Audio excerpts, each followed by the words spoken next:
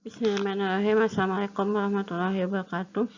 Kita masuk ke pertemuan kedua, yaitu yang akan membahas tentang konsep-konsep dasar dalam pengolahan citra digital. A picture is more than a dozen words. Ini menggambarkan bahwa satu buah gambar itu bisa memberikan informasi yang jauh lebih banyak daripada ribuan kata dan akan memiliki tafsiran yang berbeda bagi setiap orang, sehingga pengolahan gambar atau citra itu merupakan bagian yang saat ini banyak berkembang dalam penelitian di dunia sistem informasi atau digital. Gambar merupakan atau citra adalah sesuatu yang dituangkan dalam bentuk dua dimensi, dan ini bisa bersifat kontinu yang dapat diamati oleh sistem visual manusia, yaitu mata, dengan cara mengirimkan frekuensi warna kepada mata. Secara matematis, citra itu merupakan sebuah fungsi yang menyatakan intensitas cahaya pada bidang dua dimensi, di mana F dalam kurung X dan koma Y itu adalah koordinat pada bidang dua dimensi, dan F sebagai fungsi dari citra itu merupakan intensitas cahaya pada titik X dan Y. Sebuah gambar merupakan sebuah output dari sebuah sistem yang bisa berupa optik, yang berupa foto, atau analog seperti pada gambar pada monitor televisi, dan digital yang bisa disimpan pada disk atau pita magnetik. Ada dua jenis citra, yaitu citra diam atau still image dan citra bergerak atau moving image. Citra diam merupakan sebuah citra tunggal, sedangkan moving image itu adalah rangkaian dari still image yang ditampilkan secara beruntun sehingga akan memberikan kesan bahwa gambar itu bergerak. Video ini menjelaskan bahwa sebetulnya video itu adalah terdiri dari banyak still image atau citra diam yang bergerak membentuk sebuah video.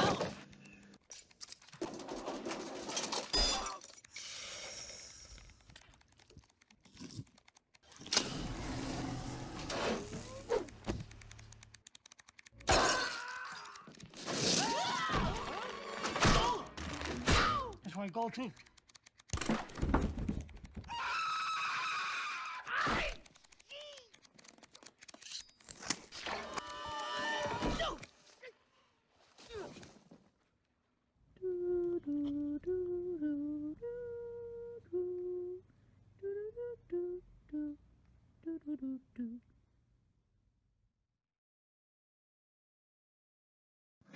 Sebuah citra digital merupakan representasi citra melalui pencuplikan sampling secara ruang dan waktu. Secara ruang itu bisa dilihat berdasarkan koordinatnya, kemudian kalau secara waktu itu merupakan cerita citra yang bergerak atau biasa disebut dengan video digital. Gambar ini menunjukkan proses sampling dan kuantisasi sebuah citra. Sebuah citra digital itu direpresentasikan sebagai matriks. Kita sudah belajar tentang matriks yang mempunyai kolom dan baris, di mana yang M kali N itu menyatakan resolusi citra, dan setiap elemen matriks itu menyatakan sebuah piksel. Satu kotak dalam gambar itu disebut sebagai satu piksel. Semakin besar pembagian pikselnya, maka gambar itu akan memiliki citra yang lebih bagus. Sebuah citra yang berukuran 200 x 300 itu disusun oleh 60.000 piksel. Semakin banyak piksel yang dibuat, maka pembagiannya akan semakin kecil. Nilai setiap piksel itu akan menyatakan nilai keabuan atau nilai intensitasnya. Dilihat pada gambar itu, dalam kotak yang dalam ada topi itu, kita bisa melihat nilai pikselnya atau nilai keabuannya yang berkisar dari mulai 0 sampai 256. Suatu citra biasanya tidak selalu sesuai dengan yang diinginkan oleh user. Seringkali citra itu mengalami degradasi. Misalnya ada noise, kemudian warnanya yang terlalu kontras, kemudian tidak tajam atau kurang tajam, kemudian citranya bersifat blurring, dan tentu saja ketika masalah-masalah ini terjadi, maka akan sulit menginterpretasi informasi apa saja yang disampaikan oleh citra tersebut. Ini contoh-contoh masalah atau problem dalam sebuah gambar. Dimulai dari gambar yang noisy, yang terlalu banyak gangguannya, kemudian yang tengah citra dengan kontras terlalu gelap, sedangkan yang sebelah kanan yang motion blur itu karena pengambilan gambar dilakukan saat objek dalam keadaan bergerak sehingga menghasilkan sebuah gambar dengan motion blur. Tujuan pengolahan citra itu adalah mendapatkan citra yang lebih baik dibandingkan dengan citra sebelum pemrosesan. Dan untuk melakukan ini, maka akan dibutuhkan operasi-operasi pemrosesan sinyal dengan menggunakan komputer. Operasi pengolahan citra itu akan dilakukan jika yang pertama adalah modifikasi citra memang perlu dilakukan untuk meningkatkan kualitas citranya atau menonjolkan beberapa aspek informasi yang terkandung di dalam citra. Yang kedua, ada elemen-elemen dalam citra yang perlu dikelompokkan, dicocokkan, atau diukur. Yang ketiga, ada sebagian citra perlu digabung dengan bagian citra yang lain. Proses yang nomor 1 itu salah satunya contohnya adalah image denoising, kemudian image de-enhancement, kemudian kalau dalam pengelompokan itu contohnya adalah image segmentation, dan kemudian yang contoh yang ketiga itu adalah image reconstruction. Bidang studi yang berkaitan dengan citra tapi memiliki tujuan yang berbeda. Yang pertama adalah grafika komputer, kemudian image processing dan pattern recognition. Komputer grafik itu biasanya merupakan proses pembuatan sebuah citra. Kalau image processing adalah perbaikan citra yang baru sehingga menjadi lebih baik dari citra sebelumnya, disesuaikan dengan tujuan yang diinginkan. Dan pengenalan pola, yaitu mengidentifikasi citra berdasarkan pola yang dilakukan. Pada grafika komputer itu bertujuannya menghasilkan citra dengan menggunakan parameter geometrik seperti garis, lingkaran, dan sebagainya. Nah, data-data geometrik itu kemudian dilakukan proses grafika komputer sehingga didapatkan sebuah citra. Data-data deskriptif yang bisa diolah adalah panjang garisnya, jari-jari lingkarannya, warnanya, tebal garisnya, sehingga nanti didapatkan citra yang diinginkan. Ini adalah contoh pemrograman sederhana untuk membuat sebuah gambar seperti yang ada di bagian B. Di situ menunjukkan berdasarkan pada data deskriptifnya, yaitu koordinatnya. Grafika komputer yang lebih kompleks lagi adalah grafik 3 dimensi dan animasi komputer yang dibuat untuk membuat sebuah citra dalam 2 dimensi dan juga untuk membuat sebuah citra yang bisa bergerak. Image processing itu bertujuan memperbaiki citra yang awal yang kualitasnya masih belum bagus supaya bisa diinterpretasi baik oleh manusia maupun oleh komputer. Nah, proses ini setelah didapatkan sebuah citra, maka akan dilakukan image processing, di mana input dan outputnya sama-sama berupa citra. Tetapi citra yang jadi output itu memiliki kualitas yang lebih bagus dibandingkan citra yang jadi input.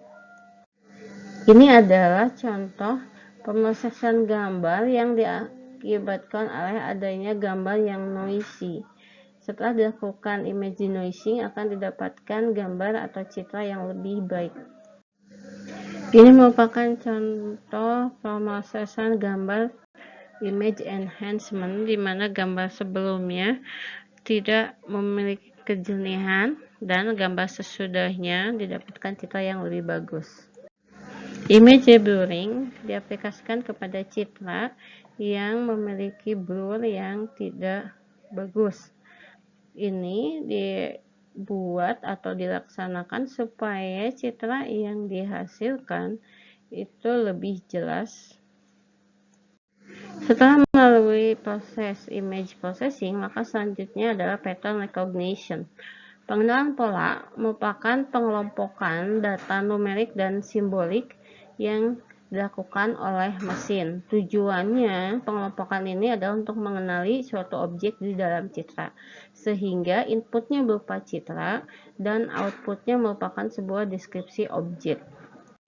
Salah satu pengenalan pola dalam aplikasinya adalah ketika ada berbagai macam objek dengan pola warna tertentu, maka komputer akan mengelompokkan node-node dalam yang berbeda warna itu menjadi satu kelompok warna. Kemudian ada juga aplikasinya dalam deteksi nomor kendaraan. Ini biasanya sudah dipakai dalam teknologi tilang secara elektronik. Kemudian juga untuk pengenalan huruf dengan tulisan tangan.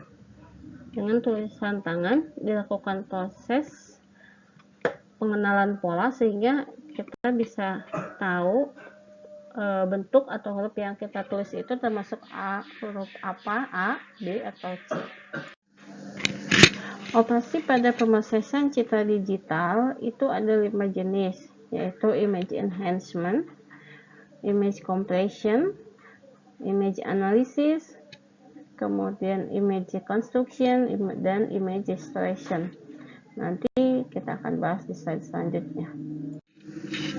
Image enhancement bertujuan untuk memperbaiki kualitas citra sesuai parameter yang diinginkan, misalnya warna, tekstur, atau bentuk. Contoh operasinya itu adalah perbaikan kontras, kemudian perbaikan tepian, kemudian penajaman, kemudian penyaringan noise, dan koreksi geometrik. Ini adalah contoh gambar setelah melalui proses enhancement. Di original gambar yang pemandangan itu memang kontrasnya sangat tinggi, dan kita lakukan enhancement supaya komposisi dan proporsi gambarnya lebih bagus. Pada gambar yang kedua, gambar ronsen otak, itu terjadi enhancement atau peningkatan kualitas sehingga sisi-sisi lapisan pembatas pada otak itu lebih jelas. Ini adalah contoh gambar untuk penghilangan noise atau gangguan. Bisa dilihat yang sebelah kanan, gambarnya lebih bersih dari titik-titik gangguan. Image sharpening berguna untuk mempertajam citra, dan ini supaya citra yang dihasilkan memiliki detail pada beberapa bagian yang lebih bagus. Koreksi geometrik dilakukan berdasarkan parameter, misalnya kemiringan, tinggi, atau lebar. Di sini terlihat menara yang terlihat miring, kemudian setelah dilakukan koreksi geometrik akan menghasilkan menara yang lebih bagus. Image restoration tujuannya hampir sama dengan yang perbaikan kualitas gambar atau image enhancement. Bedanya pada image restoration, pemugaran citranya, parameter pemugarannya sudah diketahui sebabnya. Image reconstruction biasanya dilakukan pada foto-foto atau karya lama yang penampakannya sudah tidak bagus lagi karena adanya kotoran atau karena memang sudah dimakan usia, atau gabungan dari beberapa foto yang sebetulnya sudah sobek sehingga dilakukan perbaikan citra seperti pada gambar. Dari gambar ini kita bisa lihat semakin banyak jumlah iterasi, maka citra yang dihasilkan memiliki kualitas yang lebih bagus. Image analysis bertujuan untuk menghitung ukuran kuantitatif dari gambar itu untuk bisa kita ketahui deskripsinya. Contoh-contoh operasi pada image analysis adalah edge detection, kemudian boundary extraction, dan region representation. Ini adalah salah satu contoh penerapan edge detection pada dunia medis. Pada gambar tersebut, ini kita hanya melihat deteksi tepinya saja, jadi tidak melihat dalamnya.